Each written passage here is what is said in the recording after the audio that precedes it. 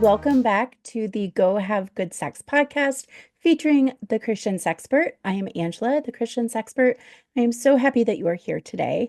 Today, we are talking with one of my actual besties. Her name is Cierra Tipton. She is a Christian motherhood burnout coach. Cierra is just sort of one of my soul sisters. We have been besties for years. I don't know how long. We're old. She is older. She's the old lady because we're recording this at 5:19 and she says, I'm gonna fall asleep. So, okay, you embody your grandma era, honey. I love you. So, what Sierra does is she helps angry moms, and that's why she is the Motherhood Burnout Coach. She's a homeschool mom of three, reformed angry mom, and people pleaser, lover of thrift shopping, food, crime dramas, also board games. And she is a certified Christian life coach. So, today we're going to be talking about how motherhood burnout impacts libido. One of the things that Sierra and I see so much because we are part of the same motherhood ministry is moms showing up and saying, I want sex, but I don't know how to want sex. Because one of the reasons is I have 17 children hanging on me all day. And before I can even get breakfast on the table, someone is screaming and I'm screaming back. And by the time my husband walks in the door, all 18 of us have cried at some point during the day. And I don't know how to be a functioning human by the time my husband gets home to even think about wanting sex. And so our missions align so well because she handles the angry mom part, I handle the libido part. And so today's podcast is going to be a beautiful melding of the two. So I think something that husbands have a really hard time understanding is, well, and because, I see the ugly comments in my social medias all the time, is the dads are like, well, all you have to do is stay home with the kids. I don't understand why you're so tired, or I don't understand why you're so angry. And I think a lot of husbands have a really hard time grasping the concept of burnout, especially because it's almost become a buzzword on social media. So, can you please explain what you mean specifically when you say motherhood burnout? Of course. My question is, how much time do we have to dig into this? Because, whoo-wee. Um, so when I talk about motherhood burnout, I'm specifically speaking to the moms who feel completely overwhelmed in their day. And I'm not talking like little overwhelm. I'm talking they just feel consumed with overwhelm to where their bodies just shut down. They mentally shut down. They are constantly picking up their phones to escape into a whole other dimension because the life that is in front of them is not what they want to focus on anymore. They have heavy mental loads. They are exhausted and not normal human exhausted, but just completely fatigued to where their brain is shutting down, their mind is shutting down. They might even slip into depression. That is something that happened to me when I was feeling really, really burned out in motherhood. You also get to a place where anger can take over, not because you were truly angry, but just because you were so tired and you were just so stressed. Like that is what I mean when I'm speaking about motherhood burnout. Yeah. And so, can you tell us a bit about your own experience with motherhood burnout? Yeah. So I, oh goodness, where should I start? Because it's a long story. So I'll give you the Cliff Notes version. But I used to be a people pleaser, and that just really got worse when I became a mom. I struggled with depression after my first kiddo, and I really wanted to be a super mom. I believed in my every being that a good mom did all the things. A good mom never asked for help. A good mom pushed her own needs to the side because that is what I saw in society. You always hear moms talking about this, how, like I make sure everybody's needs are taken care of. I'll worry about my dreams and everything else later down the road. So I was doing all of those things and not realizing that I was pushing myself to a really, really dark and bad place. I got so burned out to the point where it could be 9 o'clock in the morning and my kids would just say mom, and I was losing it. I was so incredibly tired. I was frustrated. I was aggravated. I was agitated. I was all the things.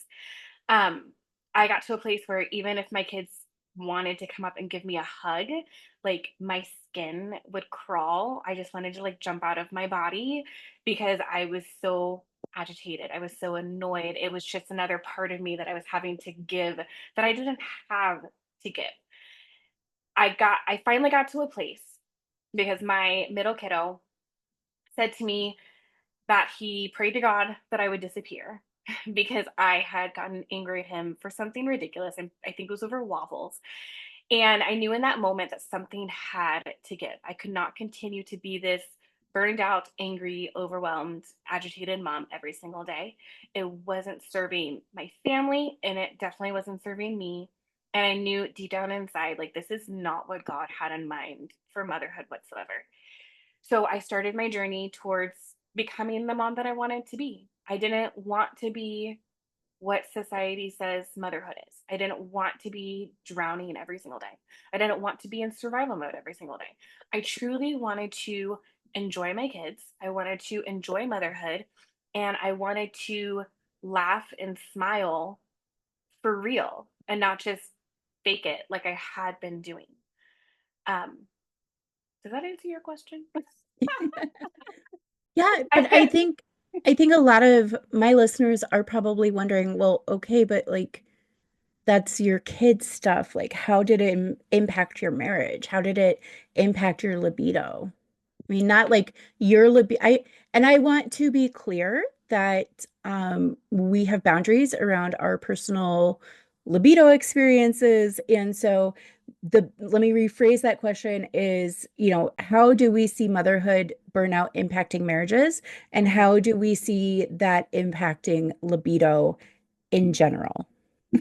So just like when I said my kids would hug me and my skin would crawl, I didn't want to be touched or anything.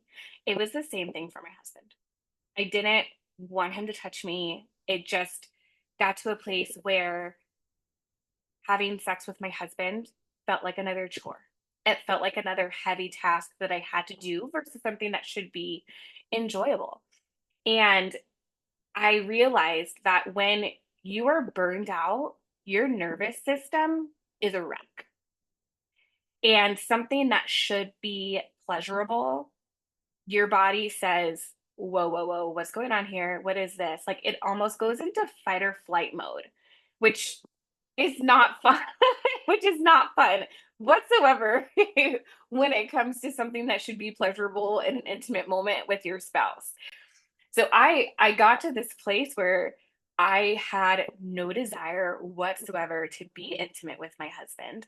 And something as simple as him hugging me or touching me was just putting me into overload to where I was like, I don't want to be near you. I want to, at this point, take a moment to reference two different books. One of them is Come As You Are by Emily Nagoski. That is not a Christian book, but Dr. Emily Nagoski is one of the best researchers on female sexuality working today. And her book, Come As You Are, talks a lot about the science of female sexuality and libido. And one of the things that she talks about is the fact that our brains and our nervous systems and our bodies cannot prioritize sexual pleasure if we are in high stress environments, if we are burned out, anything like that. So she gives the example that when we were, cave dwellers or whatever your theological system says about that particular phrase, don't let's not nitpick the phrase, just go with the concept, people, okay? So when our ancestors lived under constant threat of like being attacked by a bear, right? Like that was an actual legitimate threat in their day-to-day lives, was keeping themselves and their children safe from predators. And as our society evolved, like we don't have bears in our society anymore, but we are also not living in communal societies any longer. And our nervous system cannot realize the constant screaming of a 2-year-old as any different than a bear chasing us. And your stress response that your body goes through is the same whether you're being chased by a bear or whether you're being screamed at for 2 hours and your brain can't handle it anymore. One of the things about our current society is we are constantly under so many different stressors that our body never has the opportunity to complete the stress cycle and release that trigger that triggered the nervous system, right? Because if it's not your 2-year-old screaming at you, then maybe it's you got an email from your kid's teacher that they're failing math because they haven't been turning in their homework. And then you got an email, or a text from your boss asking why that project wasn't turned in. And then you open the mail to realize that one of you forgot to pay the bill on time. And, now the water company is aggressively sending threats, even though you're only 2 days past due. Also, why are all water companies the same? They act like it's 2 days, dude. Calm down. Like yesterday was a Sunday. Chill. That's a side note. Also indicator of ADHD on my part. So we never get the opportunity to complete the stress cycle. And so our body is constantly prioritizing the hormones and neural pathways to trying to complete that stress cycle so we cannot access the sexy sort of hormones, right? And also, Sheila Wray Gregoire's new book, The Marriage You Want, talks about a marriage hierarchy of needs. And what we see so often is a lot of times women are living on the bottom of the pyramid where they're meeting everybody else's needs. They're making sure the school permission slips are signed, the bills are paid, they've planned every meal for the next 17 years. Why do people have to eat 3 times a day? And why do I have to be the one responsible for feeding them? I would love for someone to explain this to me. Can you? Sierra's going to yell at me. I was going to say, can't you just survive on a handful of crackers like a normal person? And No, now, look, Sierra, no, told you no, because guys you're not even she was going surviving to, on a handful of crackers, are you? No. I told you guys that she was going to yell at me. She's so mean. It's all with Gosh, love, though. It's all with love because I so want you to mean. thrive.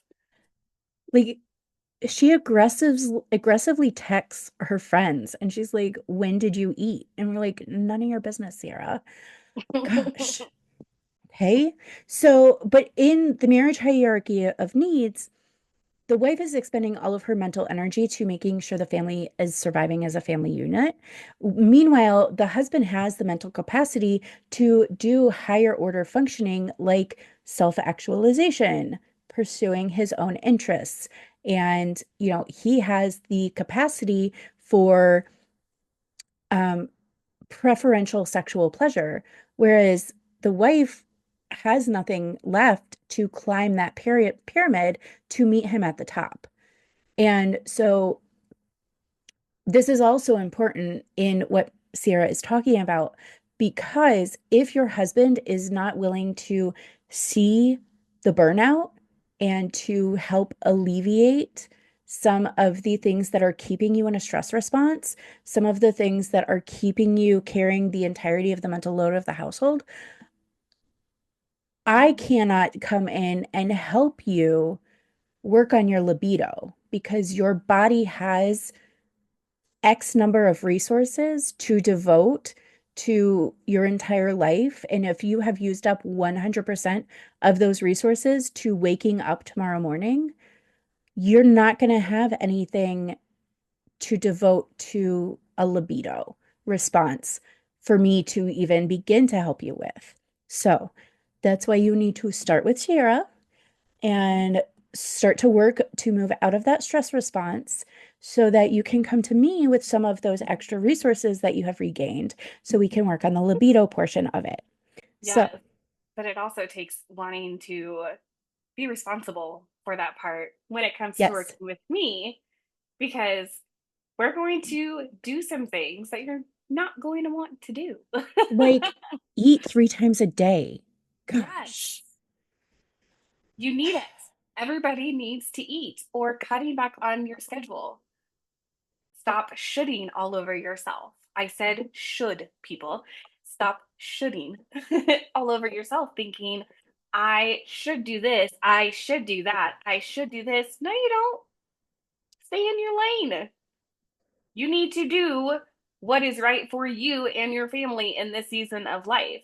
You need to focus on what is my mission for myself and my family right now. Okay, then my actions need to align with that, and everything else can just wait or never happen.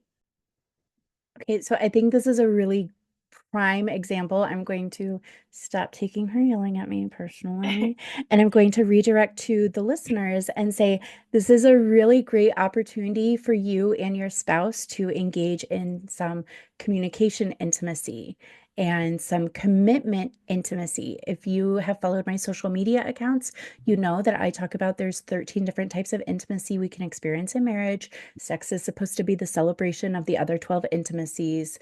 And two of them are commitment and communication. And so I think taking what Sierra said and sitting down and talking about your priorities as a family, your priorities as a person, not just mom or wife, but like your priorities as an actual person. You're so much And more. yeah, and figuring out where those sort of line up, next to your husband's list. You can, even if your kids are older, you can involve them. My kid is in karate, and he would tell you that one of his biggest priorities is karate. And we need to, our kids need to be able to understand how our priorities all have to work together, right? And we prioritize each other's priorities and all of that stuff. So, can you talk more about that? Like, how can a couple sit down and have those conversations? Do you have ideas to help guide those conversations? How do we bring it up? You just sit down and do it. No. I look, she's not wrong. It's I annoying, but I am she's not very wrong. I am very straight to the point. We are not going to beat around the bush. You like just sit down and speak to your husband and just say, "Hey, like what are some things that are important to our family right now?" Because long gone are the days of just trying to get our kids to the age of 18 and out the door. Long gone are the days of just working my job and we're just living for the weekend. Like there's so much more to life than just those things. So you have to sit down with your husband and just straight up ask him, what is important to you in our family?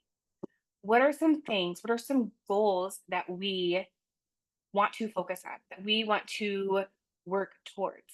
How do we want to raise our kids? And I don't mean parenting wise. I mean, like, what are some values that we want for our kids? What are some values that we want for our family? What is our family mission statement? Okay, now that we have those things and we know what we want, does our current life align with that? Is running from sporting event to sporting event to sporting event to eating fast food for dinner in front of the television to maybe getting to church, maybe doing family devotions, maybe praying together. Like, are these things aligning with what we are wanting for our family? Or do we need to reevaluate? Do we need to start saying no to some things? Do we need to start saying yes to some things? Do we need to start prioritizing certain traditions with our family of like eating at the table together? Like just simple little, it truly is just like a simple conversation. And I say simple, and I know it is hard for some couples to communicate like that, especially if you're not used to communicating in that way and you guys are kind of used to like he does his thing, I do my thing, and we kind of just meet up in the end. But you will feel so much better.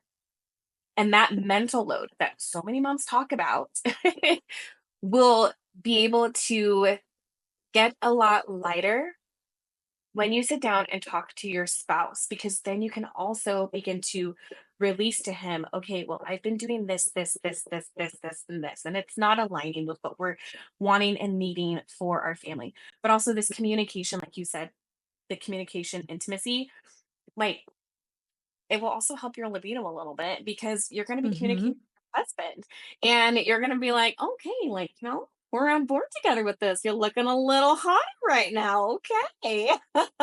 You want the same Yes. things I want for our family. Okay. Oh, you're going to take some of this mental load off of me, baby. Okay. Yes. And there's also the aspect of parenting intimacy. And so when you were having those conversations about, the big picture, how do we want to raise our children? What are our goals for our children and our family? You are also then engaging in parenting intimacy. And so if you have engaged, you've spent an hour engaging in parenting intimacy, communication intimacy, probably a little bit of conflict intimacy, and commitment intimacy, because commitment intimacy is all about like your guys' commitment to the relationship. And, this is a conversation about the direction your relationship has taken. So now you've engaged in four different intimacies. Your libido will naturally be impacted in a positive way, hopefully. Certain situations need external guidance. But if things are in a generally healthy marriage, you know, your libido is going to be impacted in a positive way because you've been intentionally working on these intimacies and at the same time working to get yourself out of burnout. So, what are some, let's start with what are a couple of ways that if we sense that we are in motherhood burnout, what are some like practical things that we can do? And she's going to yell at you about eating again. It's kind of I old, am. First honestly. thing I'm gonna say is when's the last time you ate something? And drink some water, and water in your coffee does not count. Like, actually drink some water and eat some food. But that is always my go-to, especially even for myself, if I feel myself kind of getting a little run down or agitated, is I check in with myself. When's the last time I ate something? When's the last time I drank some water? When's the last time I touched some grass? Am I on my phone too much? Have I been scrolling social media? How has my sleep been lately? Have I been staying up too late? Like, just really check in on your physical self. And then from there, I always check in with my spiritual self and see, when's the last time I talked to God? When's the last time I opened my Bible? Am I doing things in my own flesh? Am I trying to do everything in my own strength? And I'm just like kind of going to God when I feel like I need to go to God? Or am I allowing Him to walk alongside me in motherhood, in my marriage, in life?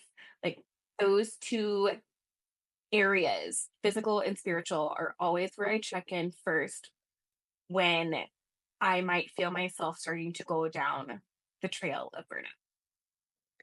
And I also want to point out that I hate that I'm agreeing with her on this, guys. It's kind of the worst right now. Whose idea was to do this podcast? Jeez. She's not wrong about the food and water thing because your body, in order to produce lubrication, needs moisture in your body. And can't just make it from nothing. And your body needs healthy calories in order to make your sex hormones function at the most basic level. And so I'm sorry, but she's right. You have to, and one of her like favorite social media things is your toddler's leftover plate doesn't count. It Um, doesn't. I don't It's know not going to give why. you the nutrition that you need. It's not. Okay. Those goldfish crackers aren't going to help you get your freak on later. It's not. It won't. No. Okay, I'm with you on the goldfish. We kind of OD'd on goldfish when we had littles in the house. So gross now. Okay, so once we have started to work ourselves out of burnout, what can we do to prevent it? You need to make sure that you, number one, are meeting your basic needs. Make sure that every single day you are taking care of yourself. You're eating, you're drinking, you are getting adequate sleep. And I know somebody out there is going to be like, well, I have a newborn, or, well, like, I like to stay up late because that is my time. Well, I'm sorry, Susan, but your time to yourself to binge watch your show until 2 a.m. is ruining and messing up the rest of your days. It's messing up your libido and it is not helping you be the person that you want to be. So you got to pick and choose here. You have to pick and choose on this one. And I Uh, also want to add that if you have a newborn, you should not be trying to figure out how to hop back into bed. You should be honoring yes, your postpartum season, and sex should be one of the last things on your brain. Now, yes, if you are one of the exceptions and you're like, I was ready to jump my husband in the hospital bed, like honestly, great for you. I big really, girl. yeah, like I believe that we, if it's truly mutual and like that's really what you want, like honestly, go you. But that's not the experience of the majority of women. And I think far too many women are trying to fit sex back into the equation far too early in their postpartum periods, simply from a sense of obligation because of the obligation sex messaging that we receive from the modern evangelical church. And so you need to really take a step back and figure out what the Bible says about postpartum sex and honor that season of rest that God commanded for his children. No, we are no longer under the law and we don't, need to try to keep the biblical commands. A lot of the Levitical laws were given not just so the Jews could have more laws to follow, but as safety measures. And they were meant to protect the children of Israel in a time when OSHA wasn't a thing. The don't eat pork and don't eat shrimp was because they had no way of guaranteeing that that food would be safe for consumption, and they didn't have the right preparation measures. So that wasn't just about having more laws, it was truly safety. And so God's design for postpartum sex is part of meant to keep a nursing mother and newborn dyad alive because they didn't have formula if she couldn't nurse. So if mom died, baby was probably going to die too. And so that postpartum rest was so essential just for keeping them alive. And I think that we've lost some of that in our modern society. Oh yeah, because everybody is quick to get back to, there's so much pressure from society for women to just get back to all the things Bounce after they have a back. kid. Yes, you have to bounce back to your old body, bounce back to your old self, you know, to being a super mom. If you can do all the things, who needs rest? Well, we all need rest to function. Your toddler needs rest to function, otherwise they're cranky. You are no different as a grown adult. And I think one of the things that I want to point out is like the whole bounce back thing is so toxic anyway, but like when a new baby is born, I don't care if it's your first baby or your fifth baby, I feel like a new mother is born as well because you cannot be and trying to be the same wife and mother that you were before baby came is an unrealistic expectation. And I think if we as mothers struggle with that concept, like it's going to be even harder for our husbands to understand it. And so, really digging into those conversations and helping him to understand that society's expectations are wackadoo and here's what we need to do instead is great. Do you assume Um, we communicate with our husbands? Crazy. Who thought? Like that Who would knew? make some of this a little easier to communicate. Who knew? But speaking of that, there are a lot of women who have unsupportive husbands and they feel like they're overburdened with the mental load, and when they go to him and try to communicate about support, he's unable, unwilling, unresponsive, doesn't really understand. I don't want to assign bad intent to all men across the board. I think for a lot of husbands it's truly a lack of education, but then there are some who are kind of selfish. And so, how can a woman deal with motherhood burnout if she feels that she truly has an unsupportive husband? Counseling, like straight up. I'm like they like you. You can do all the things, and sometimes you need that extra person to step in and help, especially if your spouse is not wanting to listen to you and hear you and understand. You need to bring in another person. I would Yeah. straight up say counseling, therapy. There's nothing wrong with either of those things whatsoever, as long as you are also finding the right person to work with, because there are some not so good counselors out there. There are some not so good therapists out there. So shop around. Don't think the first person that you speak to is who you have to stay with. They're here to work for you, not the other way around. But 100% bring in another person, but also pray for your husband. Pray for God to hit him over the head with a 2x4. Not really, but I mean, legitimately, look, Sierra and I are nothing if not. So my professional speaker bio says challenger of the status quo. And Sierra is kind of my soul sister in that concept. And she is one of the handful of women in my life that I can text her and be like, I'm gonna hit him over the head with a 2x4 today if Jesus doesn't do it. you better And pray for him first. yeah, pray for Jesus to do it first because mine's gonna hurt worse.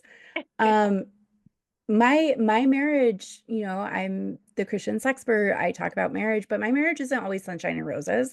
I got on this call right before I hit record. I was like, girl, I'm gonna hit him with a 2x4 if Jesus doesn't get there first. Because we have a normal marriage. And it's okay. Jesus is not threatened by that sort of prayer. It doesn't make us sound super spiritual or like the stereotypical good Christians to say that. But I think it's really important that people understand Jesus is not threatened by you expressing your frustration to Yes, him yes. at all. But they also need to, Jesus is probably a little frustrated with him too. It's oh yeah, okay. oh yeah.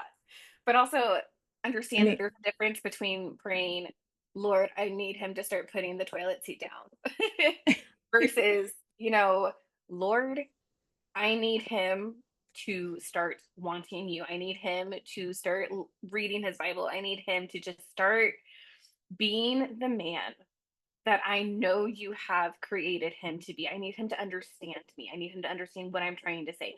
Like there's a difference between those other prayers of, I'm, but okay, like I'm totally okay if a woman is praying both of them.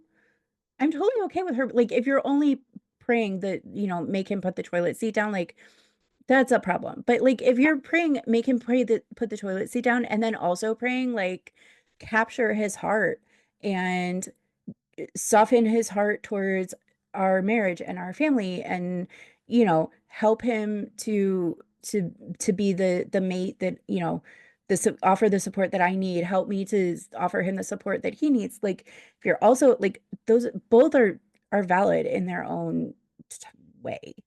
they um are.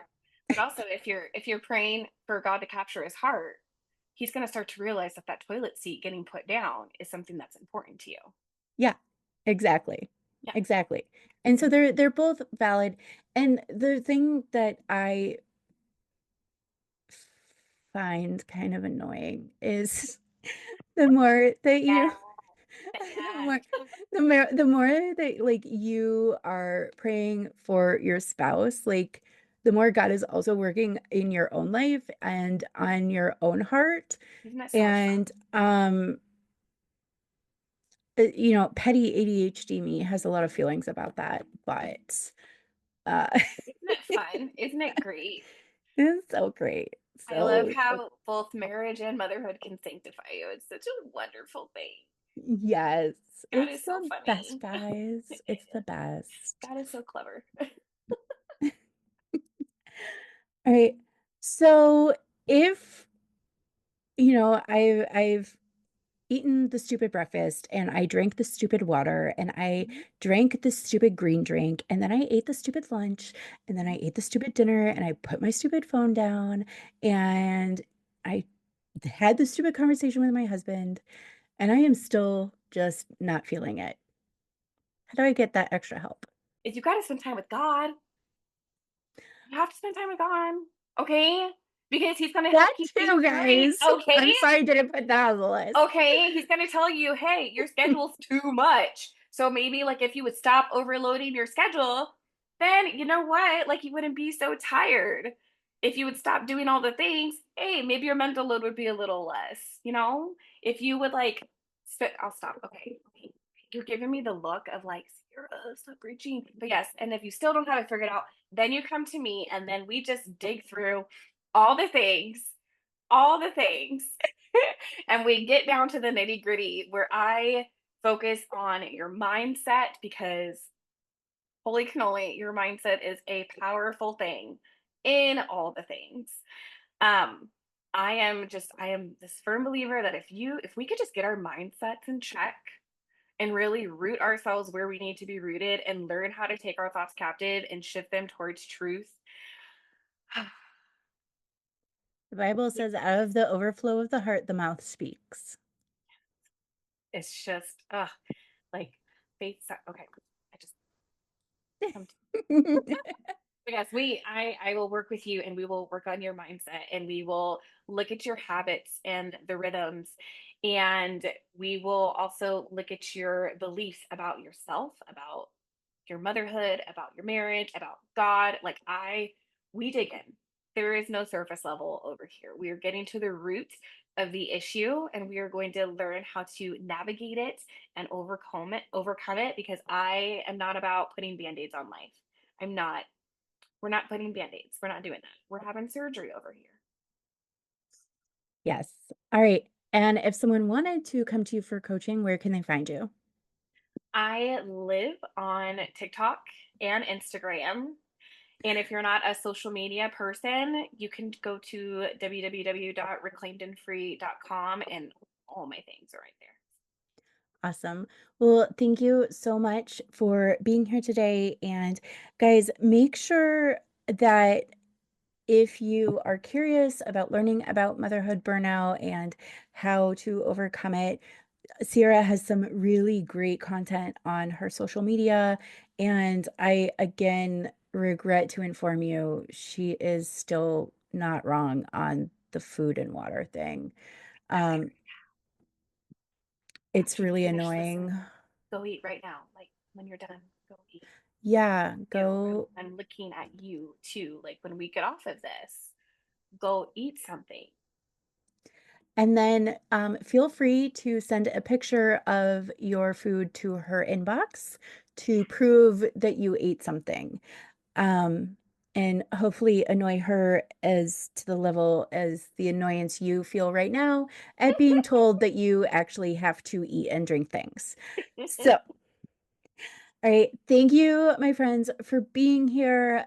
Hop over to our social media accounts and talk to us about this conversation. Tell us your thoughts, ask us questions, because we would love to keep the conversation going on TikTok, Instagram. You can also catch me on Facebook or YouTube. And as always, go have good sex.